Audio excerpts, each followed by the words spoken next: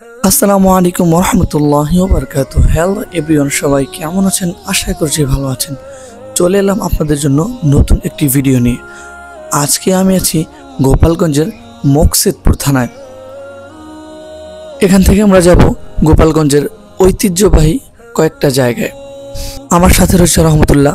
আমরা দুইজন রওনা দিয়ে দিয়েছি গোপালগঞ্জের ঐতিহ্যবাহী শামসুল হক ফরিদপুর রহমতুল্লাহ আলীর মাদ্রাসার উদ্দেশ্যে। সেখান থেকে আমরা যাব বঙ্গবন্ধুর বাড়ি, তারপর যাব এখানকার ঐতিহ্যবাহী রেলওয়েতে। সো পুরো ব্লগ জুড়ে আপনারা আমাদের সাথেই থাকুন।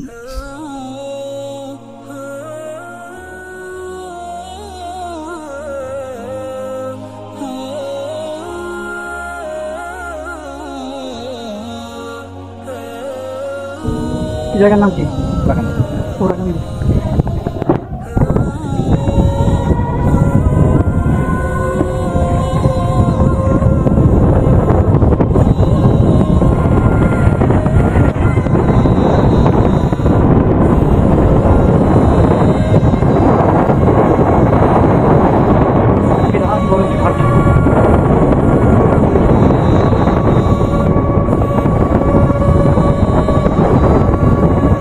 রাস্তাগুলো কথা বলা যায় অস্থির।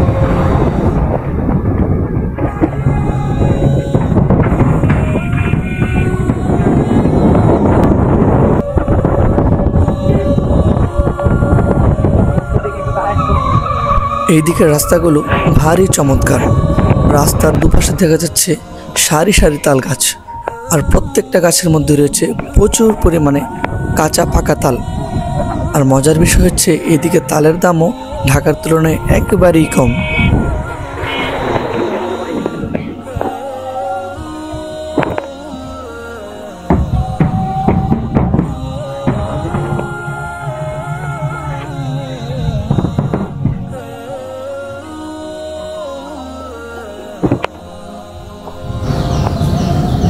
আমরা বাজার চলে এসেছি। এখানে নেমে এখান থেকে বাসে করে চলে যাব।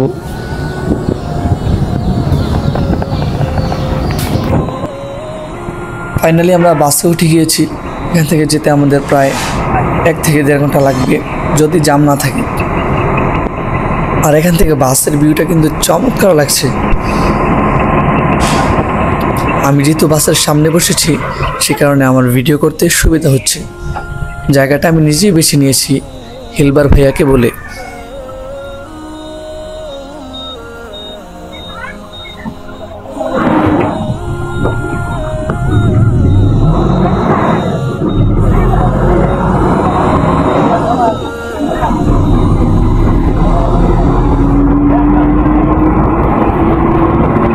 আলহামদুলিল্লাহ, ফাইনালি আমরা চলে আসলাম শামসুল হক ফরিদপুর রহমতুল্লাহ আলীর মাদ্রাসায়। মাদ্রাসাটি রোডের পাশে অবস্থিত। সামনে দেখা যাচ্ছে মাদ্রাসার প্রধান ফটক। এখান দিয়ে আমরা ভিতরে প্রবেশ করব।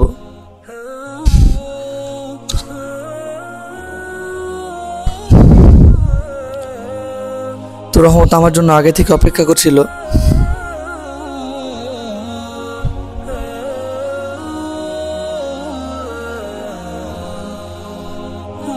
প্রথমে আমরা যাব মাদ্রাসার মসজিদের দিকে।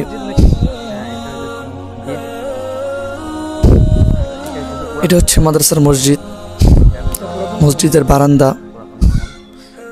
এখানেও স্টুডেন্টরা ক্লাস করে।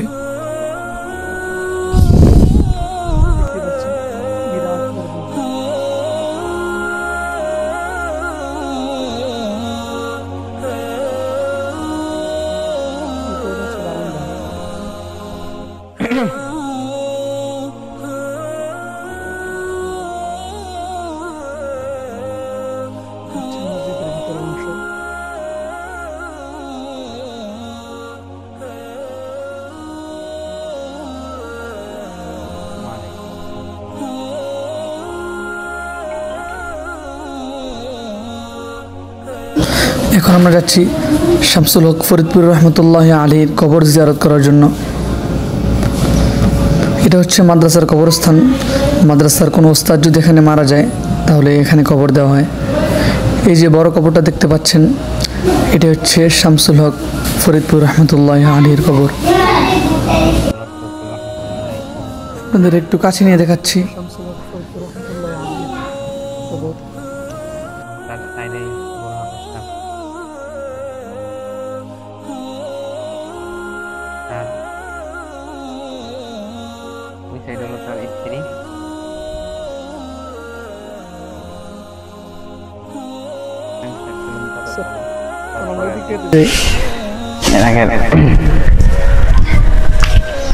ওইটা হচ্ছে নতুন ভবন। মাদ্রাসা তো এখন বন্ধ, তাই না? হ্যাঁ, মানুষ এখন তারপর ছাত্র দেখা যাচ্ছে।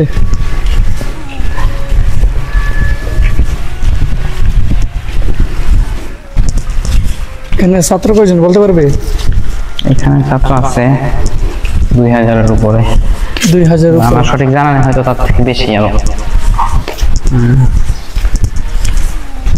এটা নতুন ভবন। এই সাইড হচ্ছে মাদ্রাসার নতুন ভবন, উপরে তলা এখনো কমপ্লিট হয়নি। প্রায় 6 তলার মতো। আর ওই কোণাটা হচ্ছে নুরানি বিভাগ, ওইটারও কাজ চলছে। আর এটা হচ্ছে হেফজ বিভাগ। এই যে এটা, কোনটা? এটা হচ্ছে হেফজ বিভাগ। এটা হচ্ছে হেফজ বিভাগ। সামনে রয়েছে ছোট্ট একটি হাউস গোসল করার জন্য। গোসল ওযু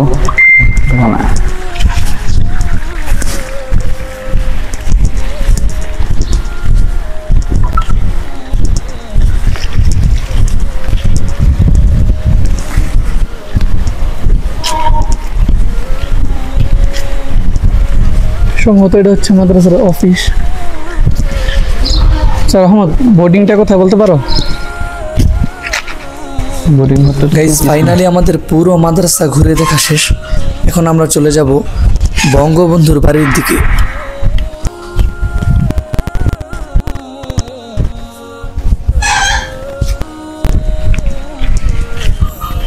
তো গাইস এখন আমরা যাচ্ছি বঙ্গবন্ধুর বাড়ির দিকে। আমাদের সাথে আমাদের আরেকজন ফ্রেন্ড যুক্ত হয়েছে।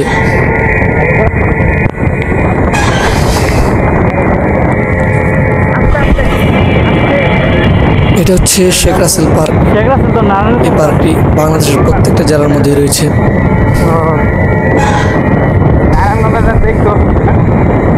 কাজ চলতেছে, পুরো কমপ্লিট হয়নি। আমার কাছে সবচেয়ে ভালো লেগেছে এই দিকের রাস্তাঘাটগুলো। এদিকের রাস্তাগুলো কিন্তু ভারী চমৎকার।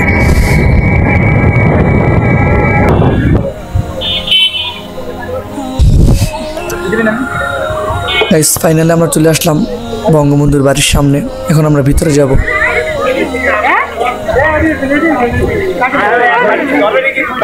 তোমরা বাড়ির ভিতরে প্রবেশ করেছি।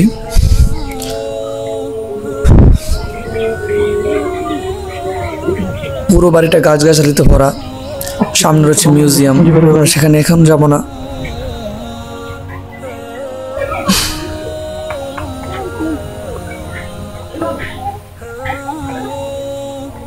দিয়ে দুটো দিয়ে লেখা আছে জাতির পিতা বঙ্গবন্ধু সমাধি কমপ্লেক্স। গাইস এখন বাজে হচ্ছে দুপুর 2টা। যেহেতু এখন ঠিক দুপুর, সে কারণে লোকজন তেমন একটা নেই। বিকেলে এখানে প্রচুর পরিমাণের মানুষের ভিড় হয়।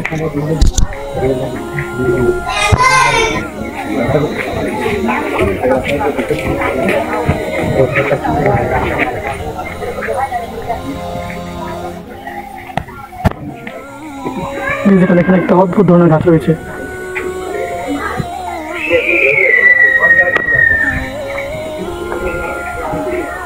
বঙ্গবন্ধুর বাড়ির বাহিরে রয়েছে ছোট্ট একটি গ্রাম। গ্রামের ঘরগুলো দেখা যাচ্ছে।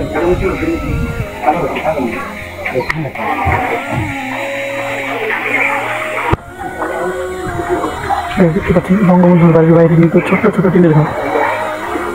সামান্য ছোট্ট একটি লোহার বেড়ার বাইরে রয়েছে একটি গ্রাম।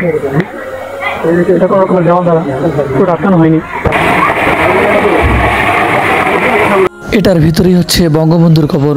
যেহেতু ভিতরে ভিডিও করার এলাও নেই, সে কারণে আমি আপনাদের দেখাতে পারছি না।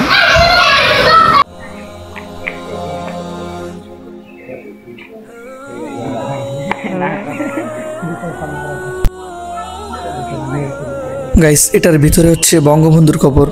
যেহেতু ভিতরে ভিডিও করে এলাও নেই, সে কারণে আমি ভিডিও করতে পারছি না, দুঃখিত। এটা হচ্ছে বঙ্গবন্ধুর বাড়ি, যেখানে বঙ্গবন্ধুর জন্ম হয়েছে।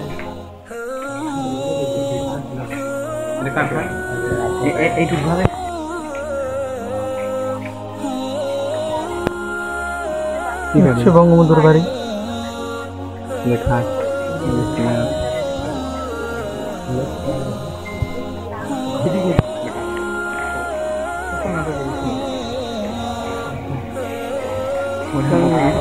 বঙ্গবন্ধুর মসজিদ, পুরনো কয়েকটা ঘর রয়েছে।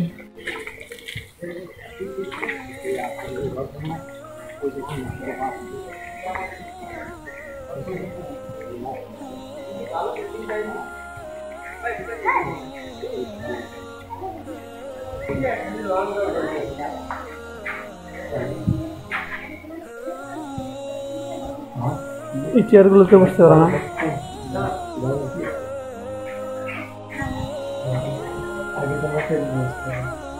গজাল নাকি পেরাক, পেরাক দিয়ে মানে মনে করো এলো পুরা যে দশ নাম আনতে পারো আগে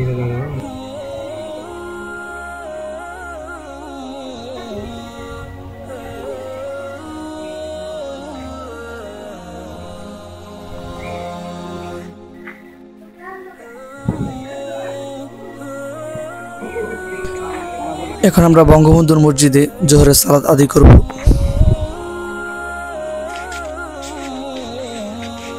তো নামাজ পড়ে আমরা আবারও বের হয়ে গেলাম ঘোরার উদ্দেশ্যে।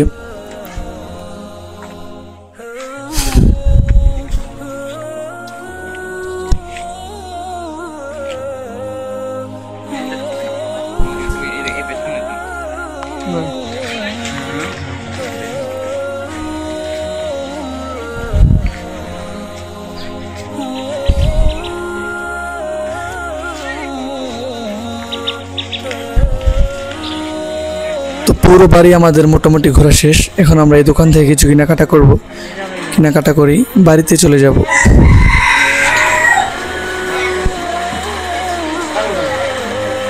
এই দোকানগুলোতে নানা প্রকারের চমৎকার চমৎকার জিনিস পাওয়া যায়।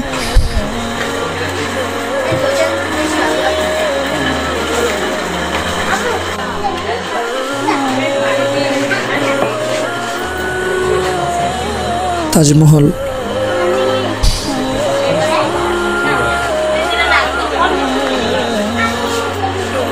আলাদিনের চেরাগ,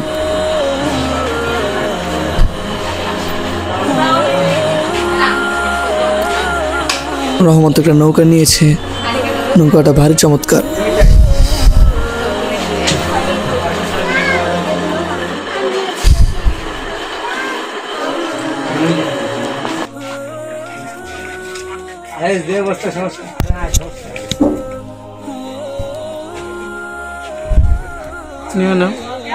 আমরা এখান থেকে অনেক কিছু কেনাকাটা করলাম, আমাদের জাদুঘরে আছে। তো এখন আমরা বের হয়ে যাব। গাইস, ফাইনালি আমাদের বঙ্গবন্ধুর বাড়ি দেখা শেষ। এখন আমরা এখান থেকে চলে যাব রেলওয়ের দিকে।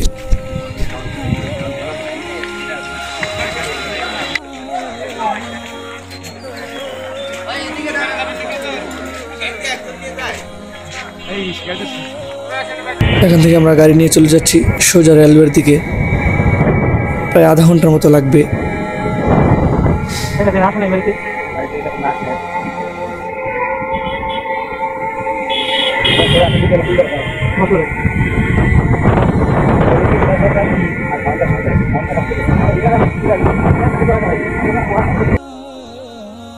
ফাইনালি আমরা চলে আসলাম রেলওয়ের নিচে।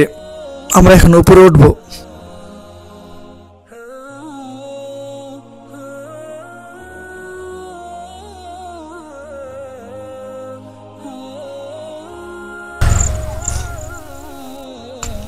বিলের মাঝখানে রয়েছে ছোট্ট একটি টিনের ঘর।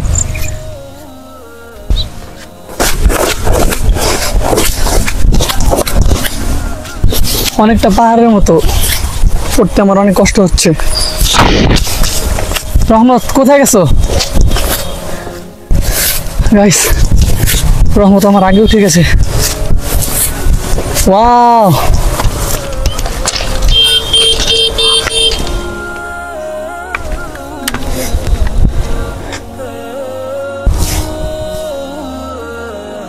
দেখতে পাচ্ছেন কত সুন্দর লাগছে। চারদিকে সবকিছু ছোট্ট ছোট্ট দেখা যাচ্ছে। যেহেতু এই জায়গাটা অনেক উঁচু, মাথার উপর প্রচন্ড রোদ।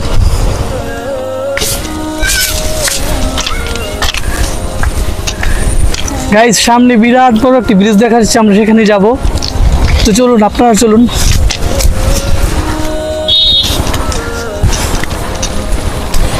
আচ্ছা, এখান থেকে ট্রেন ছাড়ে কয়টায়?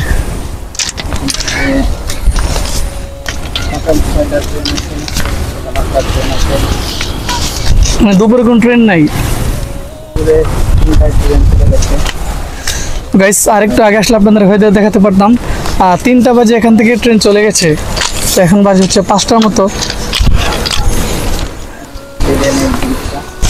এই যে দেখো, নিচেও দেখাও। ট্রেন আসলে আমরা কই যাবো? ফিল নিয়ে দিই। দেখো দেখো দেখো দেখো, এখানে প্রত্যেকটা পদক্ষেপ আপনাদের জন্য বিপজ্জনক। দেখতে পাচ্ছেন ফাঁকাগুলো কত বড় বড়, নিচে পড়লে আর বাঁচার রক্ষা নেই। গাইস আমাদেরকে হেঁটে ওই যে দূরে ব্রিজটা দেখা যাচ্ছে সেখানে যেতে হবে, কারণ আমরা ভুল করে এখানে চলে এসেছি। এখান থেকে ছবি নাম পাবো না, যাও ওইদিকে যাও।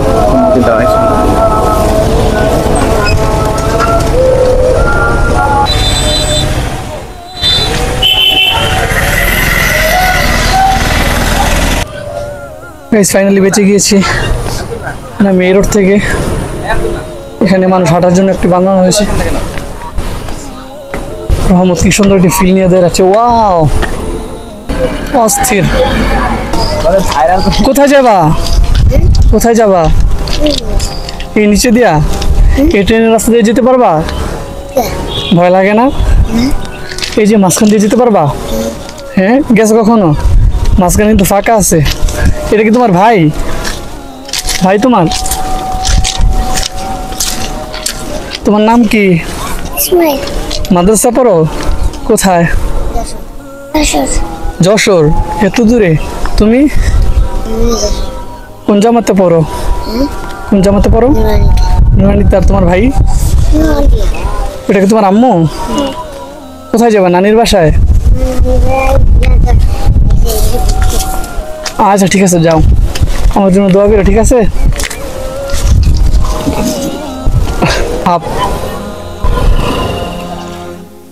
গাইস এখানে রোদের তাপমাত্রা এত দ্বিগুণ, দেখেন তাকানো যাচ্ছে না, মানে অনেক কষ্ট হচ্ছে তাকানোর জন্য।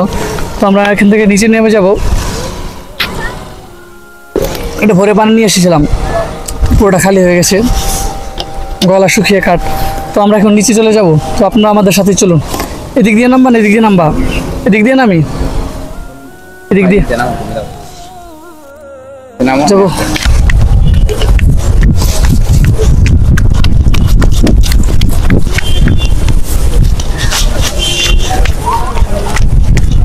ভয় লাগে না? জুতা খুলে আসো, জুতা খুলে আসো। আমরা নিচে চলে এসেছি। তো এখান থেকে আমাদেরকে যেতে হবে ওই ব্রিজে, যেহেতু আমরা ভুল করে এখানে চলে এসেছি। তো অনেকটা পথ আমাদের হাঁটতে হবে। আজকের ভিডিও এই পর্যন্তই, দেখা হবে অন্য কোনো ভিডিওতে। ততক্ষণ পর্যন্ত ভালো থাকবেন, সুস্থ থাকবেন। আল্লাহ হাফিজ।